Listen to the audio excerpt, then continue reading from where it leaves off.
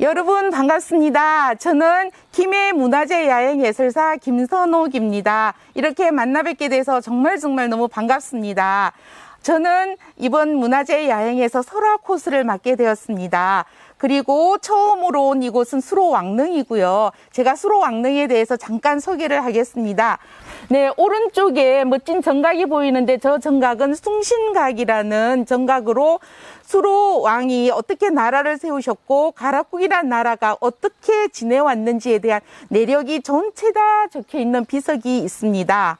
자, 그리고 왼편으로 보이는 저 정각은 숭정각이라고 하는 정각인데 저곳에는 수로왕과 왕비님의 어진이 모셔져 있습니다. 그리고 저기 숭정각 뒤로는 숭선전이라는 정각이 있고요. 그 정각에는 매년 음력으로 3월 15일, 9월 15일 두 차례에 걸쳐서 춘추양으로 대제가 열리고 있습니다. 그리고 이제 메인인 뒤에 있는 수로왕릉은 수로왕께서 돌아가셔서 세워진 릉입니다. 그리고 저 릉에 들어갈 때는 남릉 정문을 통과하게 되는데 그 남릉 정문에는 우리나라에서는 볼 수 없는 아주 독특한 문양인 쌍의 문양이 있습니다. 네, 그리고 수로왕에 대해서 제가 잠깐 말씀을 드리겠습니다. 수로왕은 여러분 굉장히 놀라운 사실을 많이 품고 계신 분인데 서기 42년에 하늘로부터 알의 형태로 내려오셔서 왕이 되어 나라를 다스린 지 158년인 158년 만에 돌아가시거든요. 그래서 나이가 158세, 굉장히 장수하신 왕으로 정평이 나 있습니다. 굉장히 놀랍지 않으신가요? 수로왕에 관련된 탄광신화는 제가 구지봉에 가서 아주 재미있게 이야기를 해드리도록 하겠습니다. 그럼 이번에는 다음 코스인 수로원으로 향하도록 하겠습니다.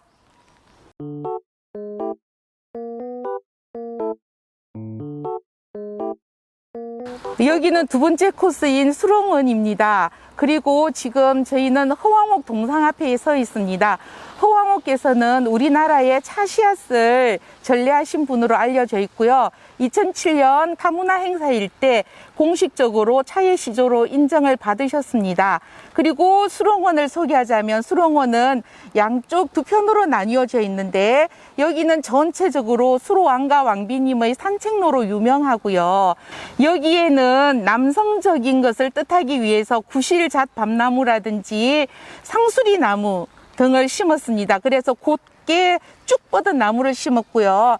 네, 저 서평길은 왕비릉의 산책길로서 나무를 심은 수종은 야생감이라든지 돌배 그리고 살구나무 등을 심어서 여성적인 성향을 나타내었습니다. 자, 그럼 저희들은 다음 장소인 대승동 고분군으로 이동하시겠습니다.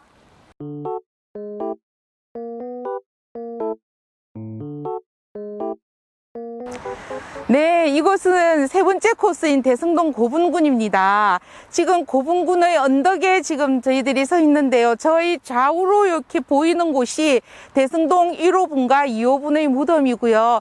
여기 대승동 고분군 전체의 무덤은 가야 초기의 형식의 무덤입니다. 가야에서도 가장 빠른 시기의 무덤이라고 할 수가 있습니다. 그리고 이 고분군에서는 가야 시기 무덤의 축조 방식을 여실히 다 들여다볼 수 있는 공간입니다.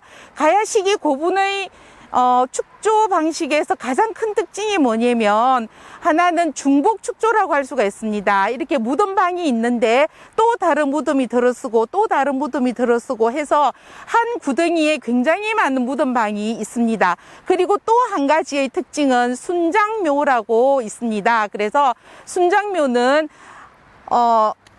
대장이 죽었을 때 아니면 왕이 돌아가셨을 때 따라서 같이 죽여서 묻히는 사람들입니다. 그래서 그런 순장묘를 볼 수도 있는 공간입니다. 그리고 이 대승동 고분군은 아랫역에 보면 대승동 고분박물관이 위치해 있습니다. 대승동 고분박물관은 2003년에 개관을 했고요. 여기에서 발굴된 유물을 중심으로 전시가 되어 있습니다. 그리고 이 대승동 고분박물관에서 작년에 이맘때인 10월 21일에 굉장히 큰 경사가 있었습니다. 여기에서 발굴된 수정 목걸이가 국가보물로 지정이 되었습니다. 그런 큰 경사를 둔 이런 대승동 고분군에서 이렇게 서보면 먼 옛날 가야인들의 숨결과 그 말발굽 소리가 귀에 쟁쟁하게 들리는 듯 합니다. 여러분들도 이곳에 오셔서 그 가야의 숨결을 한번 느껴보시는 게 어떨런지요. 자, 저희는 다음 장소인 왕비릉으로 향하겠습니다.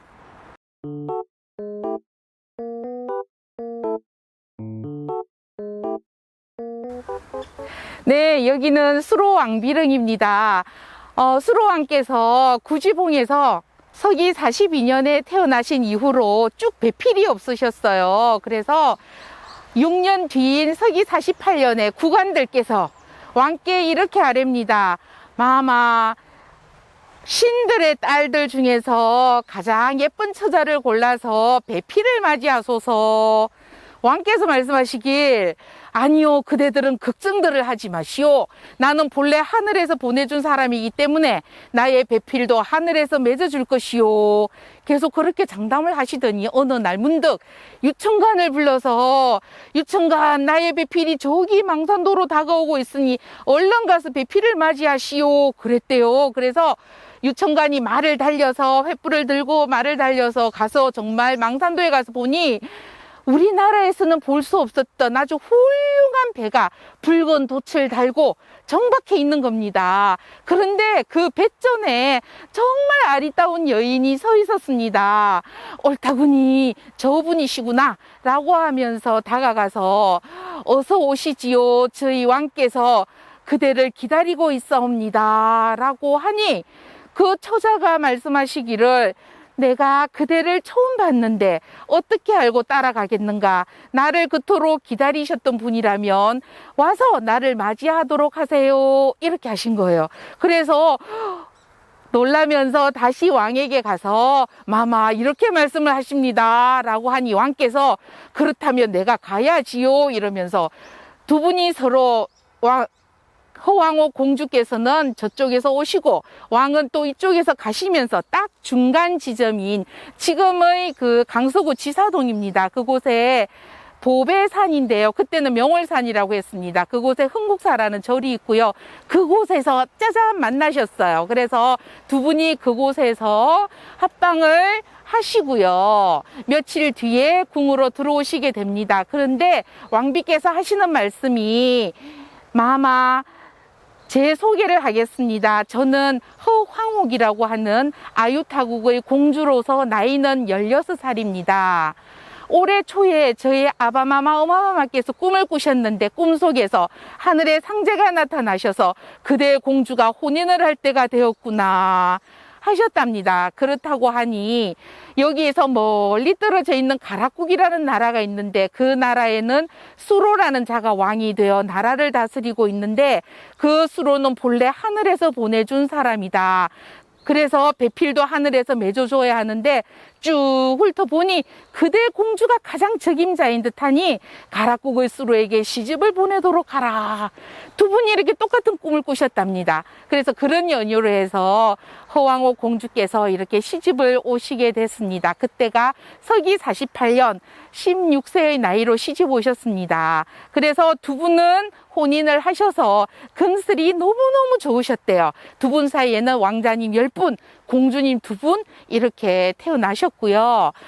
근데 여러분, 수로왕이 언제까지 사셨다고요? 굉장히 놀라운 장수의 나이입니다. 42년에 수로왕은 태어나셔서 199년에 돌아가셨어요. 그래서 158세에 돌아가시고요. 왕비마마는 16세 나이로 시집을 오셔서 189년에 돌아가시는데 나이가 157세셨습니다. 그래서 두 분이 굉장히 이렇게 장수를 하신 왕부부로 정평이 나 있습니다. 그래서 여러분들도 이런 역사적인 사실에, 그게 뭐지? 이렇게 할 게 아니라 이건 역사에 기록되어 있는, 삼국 유사에 기록되어 있는 사실이니 역사는 역사로 이렇게 남겨두시기 바랍니다. 그런데 왕비께서 시집을 오실 때 인도랑은 우리나라랑은 한 10,000여리가 떨어져 있습니다. 그렇게 머나먼 길을 올 때 바다에서 논 해풍을 만날 테고 여러 가지 어려움을 많이 있었을 거예요. 그런데 시집을 오실 때 저 아랫역에 있는 파사석탑을 싣고 오셨습니다. 그런데 저 파사석탑을 싣고 오시는 순간부터 파도가 잠잠해지고 그래서 무사히 시집을 오셨다고 합니다. 그래서 저 파사석탑이라고도 하지만 바다의 파도를 잠재웠다 그래서 진풍탑이라고도 합니다. 그래서 두 분이 금슬이 아주 좋았으나 왕릉과 왕비릉이 이렇게 뚝 떨어져 있는데 그 이유는 자세히 기록이 되어 있지 않아서 저희들은 잘 모르겠으나 아마 그때 당시에 무덤을 쓰는 그런 풍습이었지 않았나 이렇게 여기게 됩니다. 자, 여기 이제 왕비릉까지 얘기를 마치고요. 자, 그러면 오늘의 마지막 코스인 구지봉으로 이동하시겠습니다.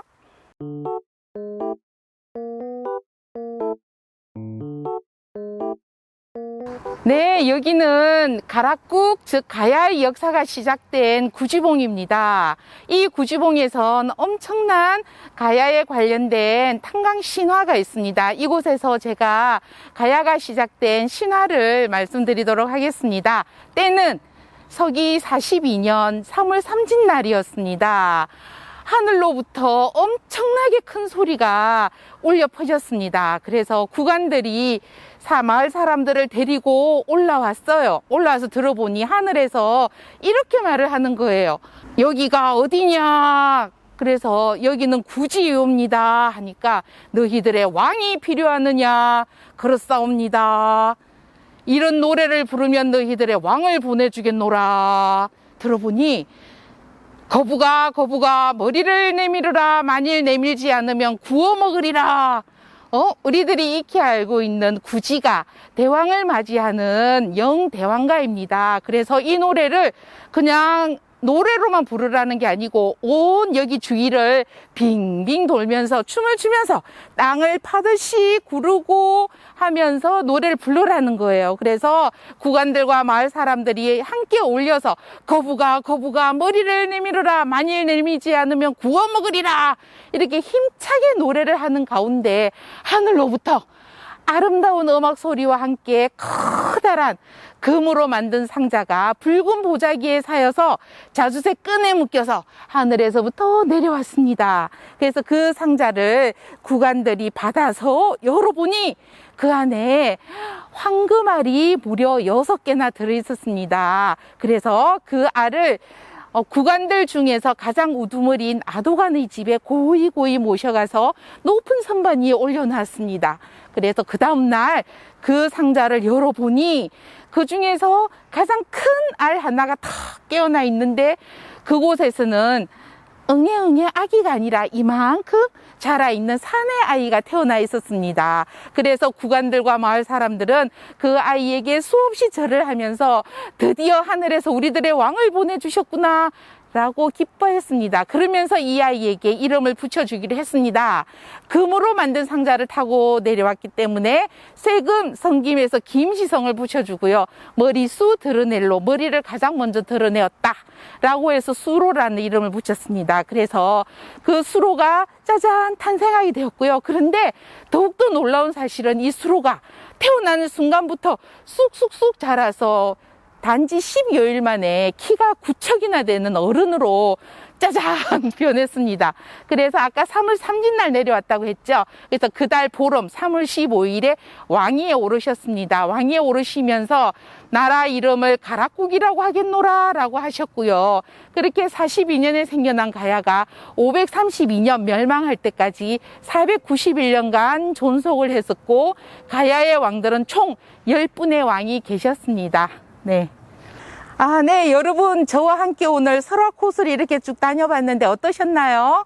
가야에 이렇게 많은 역사가 숨어 있다는 사실 처음 아셨죠? 굉장히 오늘 유익한 시간이었던 것 같고요. 저는 개인적으로 참 즐거웠습니다. 다음에 여러분들 또 만났으면 하는 기대를 가득 안고 이만 여기서 마치도록 하겠습니다. 감사합니다.